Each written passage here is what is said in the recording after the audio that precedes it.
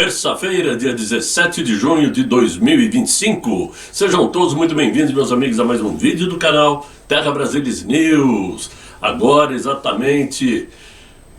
praticamente 16 horas. Essas são as notícias até o momento. Estou até gravando mais cedo, porque são notícias importantes. Como eu disse aí na chamada, que eu não costumo fazer normalmente, mas é bomba, bomba, bomba. Porque começa a desmoronar o castelo de areia. E somente aquele ministro que insiste em continuar com esta palhaçada. Eu vou chamar assim. Muito bem. Me desculpando desde já pelos barulhos que surgirem, né? Já pedi paciência ontem, peço de novo. Mas eis então que surge mais um balde de água fria nessa fraquíssima delação de Mauro Cid, depois de uma denúncia do advogado Eduardo Kuntz, que defende o coronel Marcelo Câmara, que anexou, junto à ação penal de seu cliente, um documento auto-intitulado Defesa Prévia e uma ata notarial com 51 páginas que mostra prints das conversas mantidas entre ele, Eduardo Kuntz, e Mauro Cid. Então nós já sabemos quem é que conversou com Mauro Cid naquelas conversas de WhatsApp, né? E isso aconteceu entre o dia 29 de janeiro e 13 de março de 2024. Foi um bom período de bate-papo, né? As conversas aconteceram durante o período em que as investigações conduzidas pela Polícia Federal ainda estavam em curso e em que Mauro Cid estava proibido de manter contato ou utilizar as redes sociais para se comunicar. Nas mensagens, entre outros assuntos, Mauro Cid afirmou para o advogado Kuntz que o delegado Fábio Schor, responsável pelo inquérito, colocou palavras em sua boca durante o depoimento da delação e que em nenhum momento mencionou a palavra golpe aos investigadores. Isto já confirma o que ele havia dito naquela gravação que a revista Veja mostrou entre ele e um outro alguém que ninguém sabe quem era. Várias vezes eles queriam colocar palavras na minha boca e eu pedia para trocar, disse Mauro Cid ao amigo e advogado. Eles toda hora queriam jogar para o lado do golpe e eu falava para trocar, porque não era aquilo que tinha dito. Isto é o que mostra as mensagens. Essas conversas foram incluídas no processo para embasar pedido de defesa do militar Câmara, né? E o pedido, inclusive, de anulação da delação premiada do Mauro Cid, junto à Polícia Federal, por absoluta falta de voluntariedade de Mauro Cid. A reportagem da revista também fundamenta pedidos feitos pelos advogados de Jair Bolsonaro e de Walter Braga Neto. Vamos lembrar que foi o advogado Celso Vilardi, advogado de Jair Bolsonaro, que questionou a semana passada, durante o interrogatório do Mauro Cid, se ele havia tido contatos de mensagens no Instagram com o nome de Gabriela 702. E naquele momento Mauro Cid respondeu que o perfil era de sua esposa.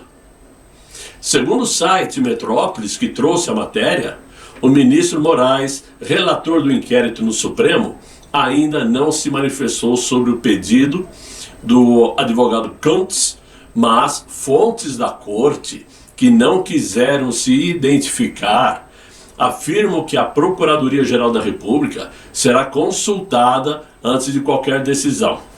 Bem, até aí, sabendo quem é Paulo Gonet, não podemos esperar muita coisa. Mas fato é que essa notícia veio à tona e não foi nem por parte de Jair Bolsonaro, nem por parte de Mauro Cid ou de qualquer outro.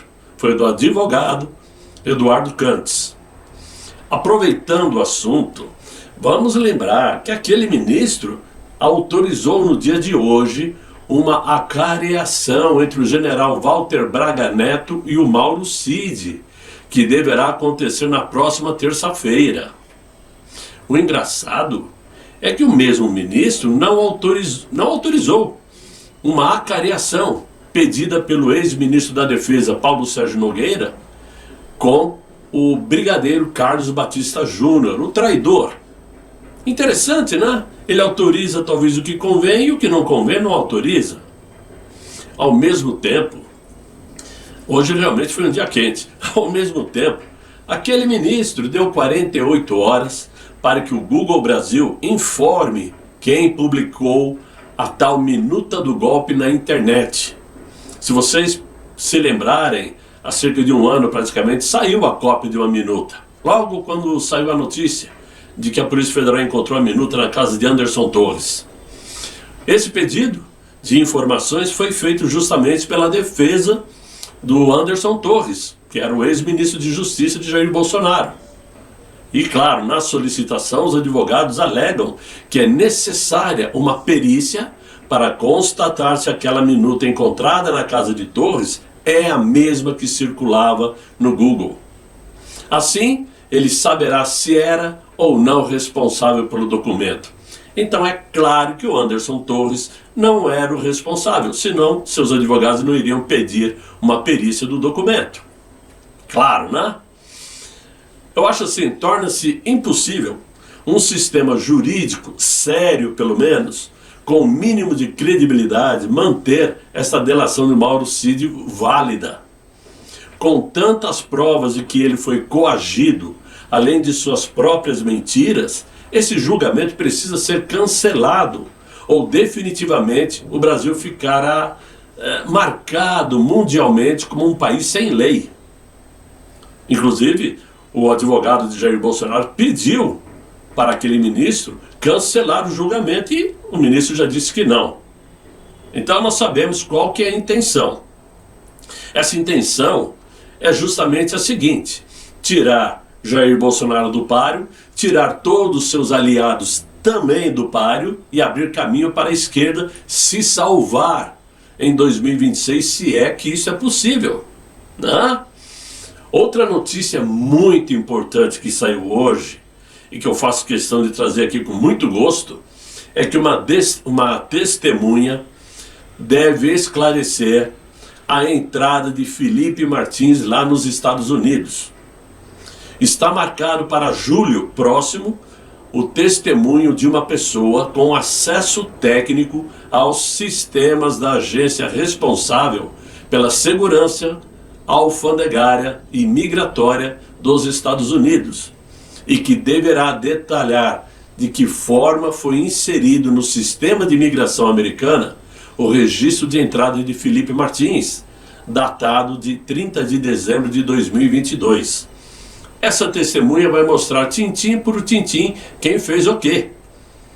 A testemunha será ouvida dentro de um processo que a defesa de Felipe Martins abriu lá nos Estados Unidos para apurar a fraude.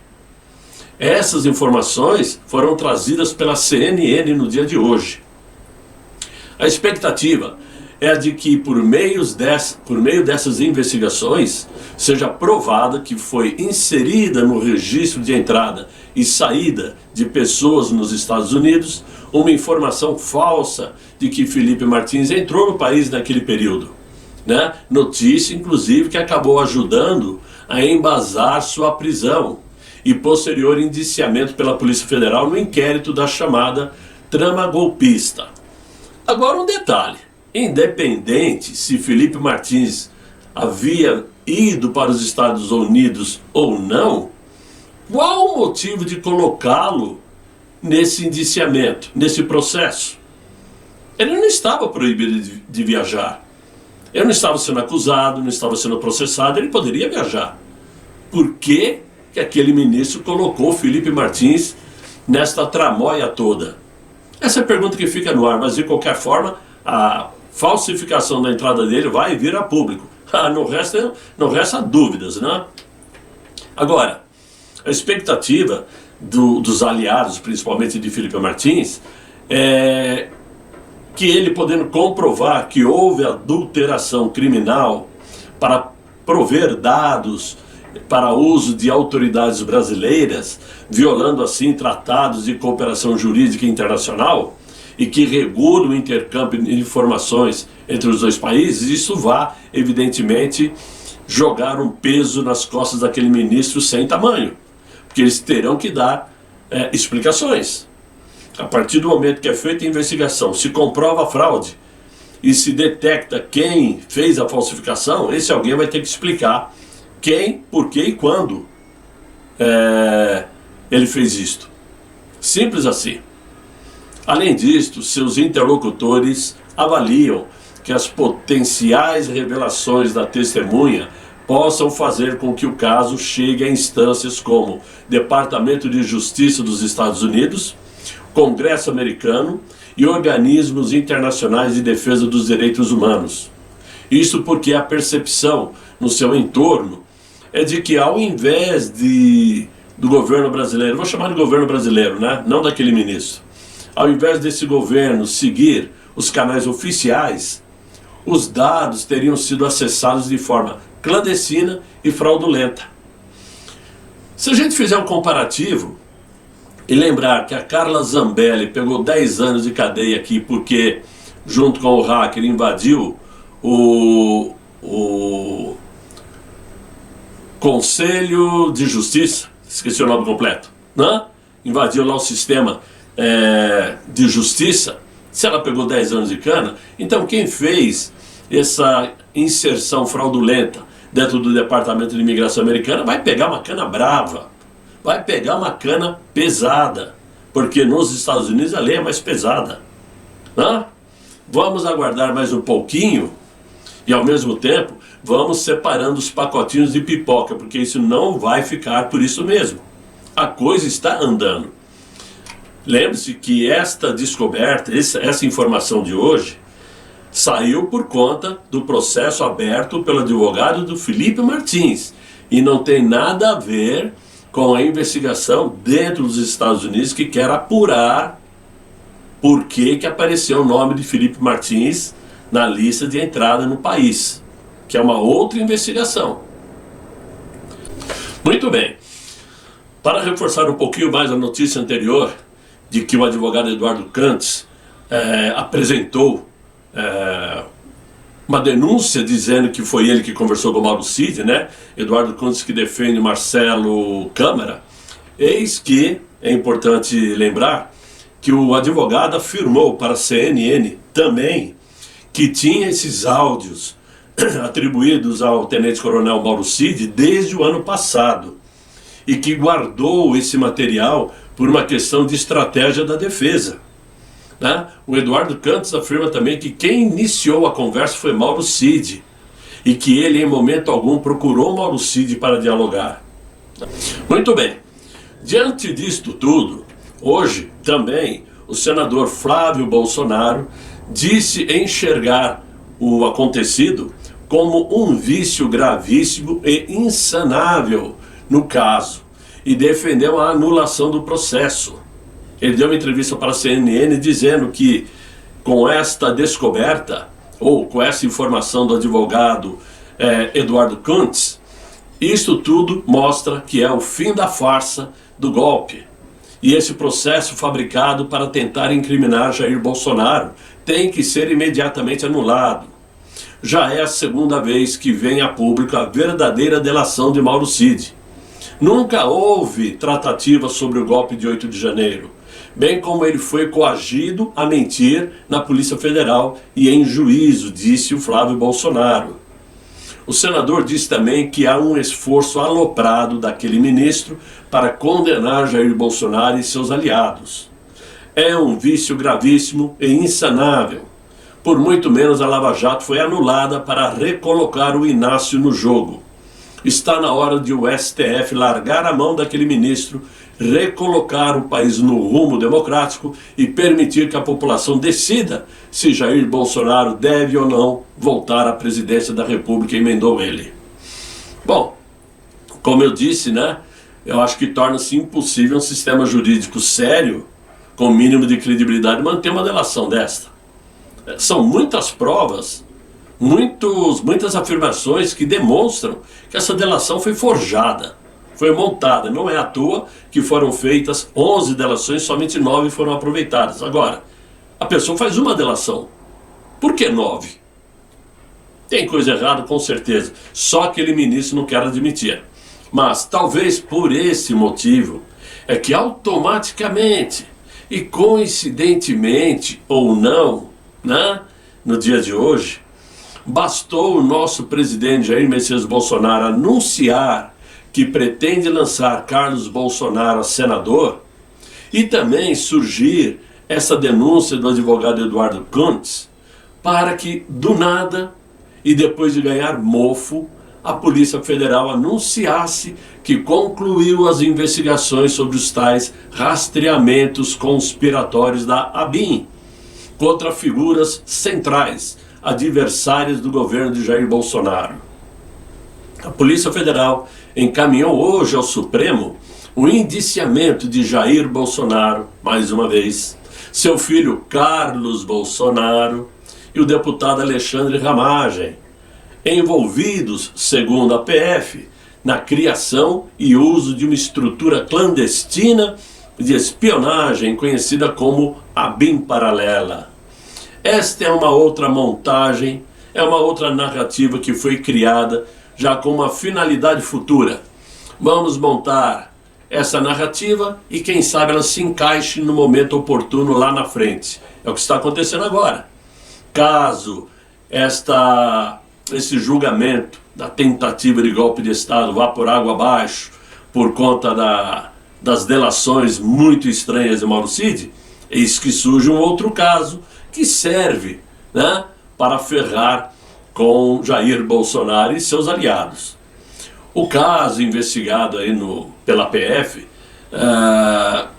investigado inclusive no âmbito da Operação Última Milha, revela que recursos públicos e tecnologias de inteligência foram utilizadas ilegalmente para monitorar adversários políticos, ministros do Supremo, parlamentares, jornalistas e servidores públicos.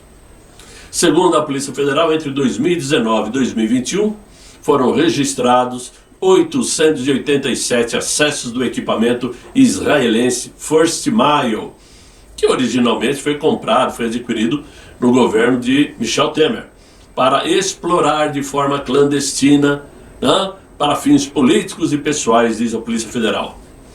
A PF confirmou ainda que, além do rastreamento, foram produzidos dossiês sigilosos, elaborados com o objetivo de desacreditar opositores e influenciar investigações.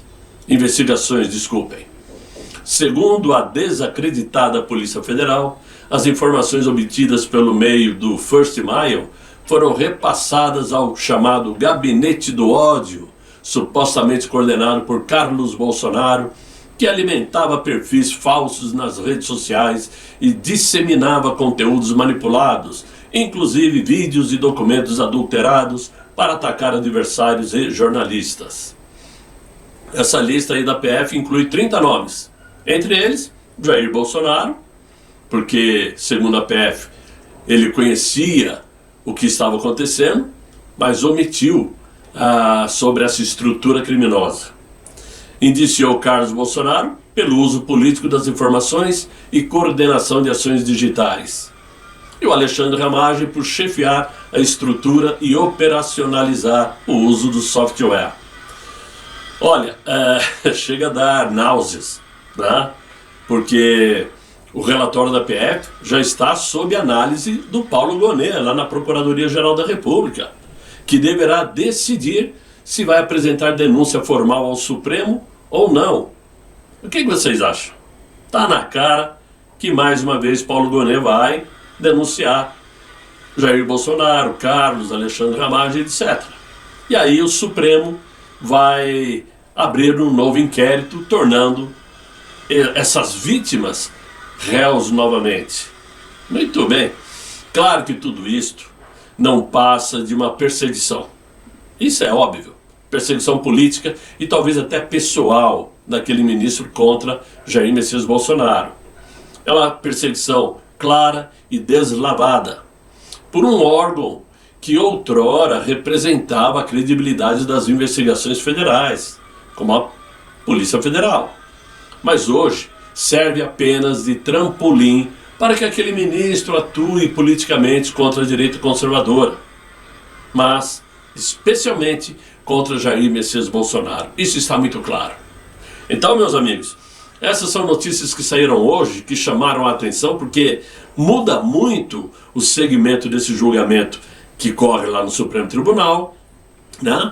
Mais uma prova de que realmente as delações de Mauro Cid pouco valem, por isso o julgamento tem que ser cancelado, e as tentativas daquele ministro em tentar calar Jair Bolsonaro e sua família, principalmente agora Carlos Bolsonaro, que surge como candidato a Senado. E o medo deles é que realmente a direita aumente o número de senadores lá no Senado Federal. Porque se isso acontecer, certamente a cabeça de ministros poderão rolar, como ele costuma dizer, não é isso? Mas é o que eu tinha para vocês nesse vídeo de hoje. Espero que vocês tenham gostado. Se gostaram, por favor, deixem os likes, se inscrevam no canal, chamem os amigos para me acompanhar. E eu espero voltar amanhã com um novo vídeo, se Deus quiser, e Ele há de querer. Fiquem todos muito bem, fiquem com Deus. Tchau, tchau.